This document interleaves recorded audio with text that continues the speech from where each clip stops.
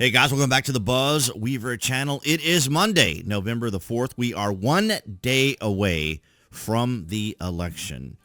And things couldn't be more tense. Do you feel tense? Do you feel anxious? Are you concerned about what could potentially happen? As a matter of fact, I would say of the last two cycles, this would be the most encouraging of them. So I would say keep a cautiously optimistic outlook on the current situation that we're in this country now. The consequences and significance of this is very important and cannot be understated.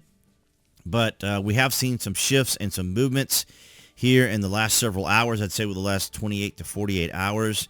So we're going to go over here to RCP. And as you can see here, major change in the national where they have Donald Trump and Kamala Harris at a tie, which, as I always like to joke, a tie means that Trump is winning. But again, these are polls. You guys know how I feel about polls. Things can shift. Things can change. They're oversampled. They're undersampled. And, of course, the ultimate decision at the end of the day, which will be at the end of the day, I hope, and we have a winner, is going to be the votes themselves. Because, of course, there's always levels of bias in statistics. But as of right now, the national polling is showing a tie, which is always going to favor Trump. That doesn't mean he's going to win the popular vote. It just means that the likelihood is that it is a potential there. But of course, we don't determine our president based on popular vote as much as the Democrats would like that, because of course, since 1992 and all the cycles except for 2004, the Democrats have won the popular vote, which is why they say by mandate. People were denied access. People were denied. The populace has spoken, and they're being denied by the Electoral College. I'm not sure why I had to go into that type of voice and so forth. But nonetheless, so a tie right now in the popular vote in the national. And in here, we have some interesting changes in some of the battleground and swing states. We have Pennsylvania by 3, North Carolina 1.5, pretty significant. Georgia, pretty confident with Georgia here at 1.7. Arizona, pretty impressive at 2.7. And I think Kamala has gone down a bit in Wisconsin. I don't recall what the actual polling was, but she is now at 0.4. And in Michigan, it's looking a little bit stronger for her. So that's going to be interesting in our map. But let's go ahead and move on to the predicted is showing 55 cents for Kamala, up 2 cents. Again, we had some whales that were involved in some interesting betting.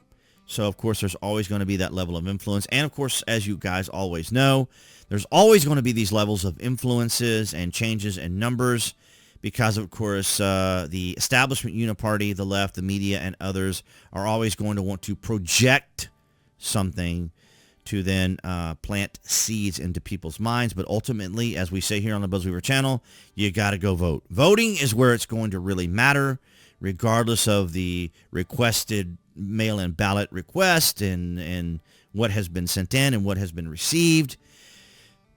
Republicans typically go and vote. The GOP and undecideds typically go and vote on that day. So now we have the poly market where Trump is actually going up. And on the 4th, he is now at 58.2, and Kamala is at 41.9, so she is dropping. And we see that across in other polling as well, and we'll get to that right now. But this is the poly market. So the outlier here kind of for the moment is predicted. So now here in poly market, we're seeing Trump at 58.1 and Kamala at 42.1. And encouraging looking as things are appearing to be more favorable for Donald Trump. However, we're seeing Michigan now 60% in favor for Kamala Harris and 40 for Trump. And in Wisconsin, 58 for Harris and 42 for Donald Trump. This will not impact a potential victory for Donald Trump. As a matter of fact, he can still win with the way the map is run at this very moment, and we'll complete the map here in just a moment. But I did want to point out, shout out to State of Daniel. This was pretty funny. Apparently, the media, there was some leak of the media going through their test for the night of the election, and I just kind of see it as we were kind of joking about how 99.9% of the vote are in for Donald Trump, but it's too soon to call. We're going to see a lot of procrastination. We're going to see a lot of this tactic by the media to not call it for Trump. They are going to hang on for the last second to admit that Donald Trump is going to win. We'll get New Mexico. That's also one we expect to go to Harris, but comes down to North Carolina, comes down to Georgia, Arizona. It's going to be a fun. So this is them just practicing. As you can see, this is a test, but I thought it was kind of funny because I can see the Democrats really, and the map looks fairly accurate here. They left North Carolina and Georgia and New Mexico there, or Nevada. Wait a minute. Am I not knowing my states? Yeah. No, Arizona. I'm sorry. Arizona. Yeah. So they're leaving Arizona there out of the picture there. So, yeah, it's just kind of amusing. But definitely you can check out the State of Daniel. He's got a great channel. He's doing some great coverage. Of course, you guys know already that I look into all this and do as much research as possible into everything. And, of course, another person I want to shout out, it would be Gold Crown Politics. And here, yesterday, he did the Senate map and prediction, and he's showing the Republicans at 56 and Democrats at 44. So he will be doing the Senate today as of this recording, which is November the 4th, Tuesday, a day before Election Day. So he's going to be doing he's going to be doing the House today, which we believe will also go to the Republicans. And as I've said, if Donald Trump wins the 270, the Democrats and the left will be angry. If he wins the popular vote, their minds will break. And then if Donald Trump wins both the Electoral College and the popular vote, and then the Republicans win the House and the Senate, I think they are going to spontaneously combust. Now, don't hold me to that because, of course, I'm being a bit cynical and hyperbolic. And, of course, here from the Wall Street Journal, excuse me, guys, they've not completed this, and of course it's not updated because it's in the archives behind the firewall because you obviously have to pay. But 218 to 221, so that's kind of dated. But what I wanted to specifically show you here was the Senate is looking more favorable for Republicans. 7 they're saying is being competitive. 3 are toss-ups, and some lean to Democrats. But everything's looking like it's going to be very strong Republican. Here's the House where there's even more of a stronger win for Republicans. But as I say, the media is always going to make things look as rosy as possible for the Democrats. They are more willing to try to shove and cram a square block into a round hole, whatever they can do to make the Democrat look as though they are doing well. And here, 538, we see a gap really closing here with, let's see if I can get it to 4. Come on. There we go. 48 to 46.9, so very, very close here in 538. And then when we go to the national poll, this was already the national poll, so I had actually hit it here twice. I was looking at something else over here. And, right, so this is in Pennsylvania. And you can see it's so tight right here when it comes to Pennsylvania. But as we see here on RCP, Pennsylvania is at 0.3. So it is close. And then Atlas, the most accurate of the pollsters since 2022, or at least in 2022, they were absolutely on point, absolutely as accurate. And they're showing 1.8 for Pennsylvania, 1.5 for Michigan, 1.0 for Wisconsin. So those are going to be the Rust Belts. But as we could see, for example, in the poly market, I must have taken it off. Oh, here we go. In the poly market, they're showing Michigan at 60. And this is the betting market, so I just want to make a distinction here. This is the betting market with Kamala with 60 and 40, and then Wisconsin 58-42. So this is the betting market. It's not the polling. But as far as what is coming in, let's see if there's some additional stuff here. So the presidential 49-47 from Atlas. This was on November the 2nd. So that's kind of the latest from that. But this was on November 2nd as well. And then we're going to go over here to Eric Doherty. And we see Harris taking Virginia by under 5 points. Yikes. So, of course, we know that Virginia is not going to swing for Trump. But the gaps are closing. I think there's going to be a lot of gap closing in many of these states. And it's going to be a very interesting evening. But I think the momentum, the energy, the electricity, the vibe, as the kids say, is all leaning Trump. And here he's saying final in Ohio, 9 for Trump. So that should be interesting. Or final 53-44 with 9 there for Trump. And then in Ohio State, in the state race, Senate race. We saw, of course, that the Republicans look like they're going to win, and Monroe is going to take it by 6. And so from 45 minutes ago, as of this recording, it is 3:30 p.m. Eastern time. So 45 minutes ago, we see Harris 49.1. This is in the national poll. This is the popular vote. So, but with it being so close, with her often being oversampled, take that with a grain of salt. And then here's Doherty's final battleground polling based upon what we saw with RCP as well. Arizona, Georgia, North Carolina. That will be sufficient for Trump, but he would need Pennsylvania, or Pennsylvania would be a bonus, so he's going to need Pennsylvania. They're saying Nevada, Wisconsin, and Michigan for Harris, at least in this particular outlier.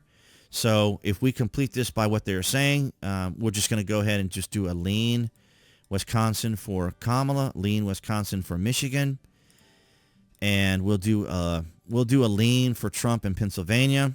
And in North Carolina, pretty confident North Carolina is going to be Trump. Yeah, I'm pretty confident with North Carolina. I'm pretty confident with Georgia.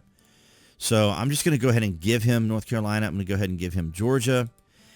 And then, of course, at this point, Kamala would have already gotten her 270 because of Pennsylvania. But I don't really see it, and we don't even really know what the outcome will be in Wisconsin and or Michigan. But her path is the Rust Belt. That's just all there is to it. That is her path. Donald Trump, of course, could win without those, of course, if he gets Arizona. But I'm just saying here, we're going to change the map again. I'm going to go ahead and give him Nevada. And then when we take Pennsylvania away from Kamala, of course, we'll just lean it, right? And he would win that.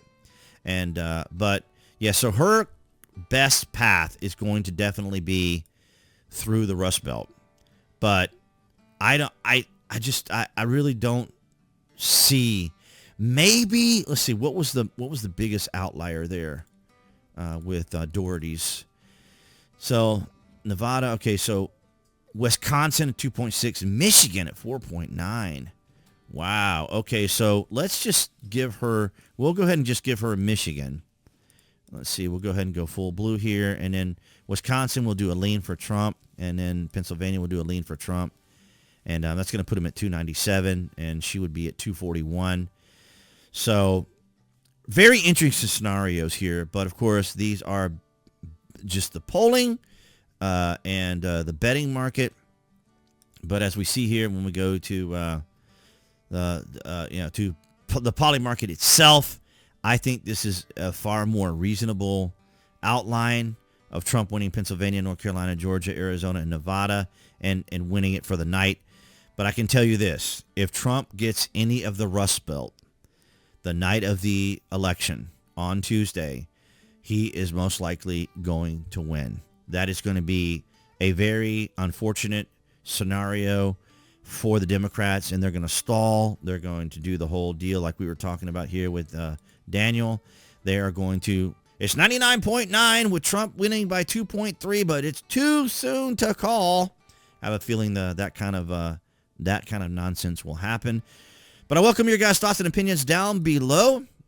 And let me know what you guys think. Are you excited? Are you enthusiastic? Are you cautiously optimistic about what's going to happen? Are you seeing some unusual things happening? And of course, there's plenty of that going on. I didn't want to go into that in this particular video. But I still think that things are looking very good for Donald Trump. Maybe he doesn't get the popular vote, but I think definitely looks good for him overall in the Electoral College. I want him to win the popular vote because I know the Democrats are going to wail and scream and moan about mandate. And but I think in the end, he could come very, very close, if not winning the popular vote. And then in the House and the Senate, I'm feeling very, very, very optimistic about that as well. So it's going to be a very interesting night. I welcome your thoughts and opinions down in the comment section below. What are your guys' thoughts? How are things going in your state? Have you already voted? Are you early voting? Are you waiting for election night? Let me know what that is down below. And of course, below the video, you can find the various social media links that I belong to include Twitter, where you guys can follow me there. Of course, I post regularly.